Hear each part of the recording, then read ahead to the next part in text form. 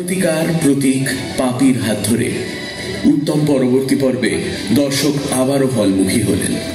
প্রভাতের প্রথম বই প্রতিদান নিশ্চয়ই করেছিলাম। অভিজ্ঞতা ছিল যে নাসিরের সঙ্গে প্রথম কাজ করলাম। প্রতিকার ফার্স্ট অ্যাকশন হিরো হলো কলকাতার। শক্তি থাকে তো নিয়ে চলুন, এত মার খেয়েও জিত গেল না।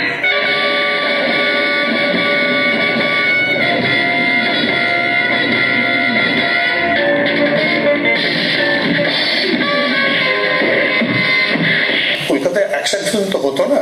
বম্বের অনেক টেকনিক ছিল যেগুলো বাংলায় ইউজ করা হতো না।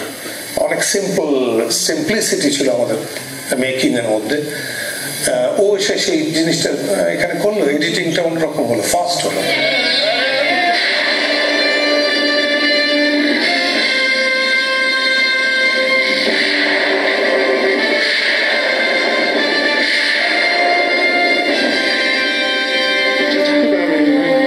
প্রতিকার সেই সময়টাই করেছিলাম যে সময় প্রভাতদা বাংলা ছবিতে অ্যাকশন ওই ঘরানাটা এনেছিল এবং ভিক্টর দাকে দিয়ে অ্যাকশন হিরো হিসেবে প্রেজেন্ট করা, সেটা আমাদের বাংলা ছবির একটা নতুন ভাবনা ভাবিয়েছিল।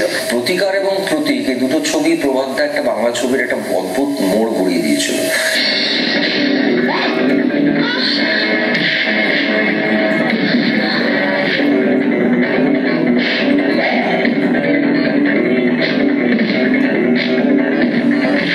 এবং টলিউড ইন্ডাস্ট্রি পেল একজন অত্যন্ত স্মার্ট এবং টেকনিক্যালি স্ট্রং পরিচালক।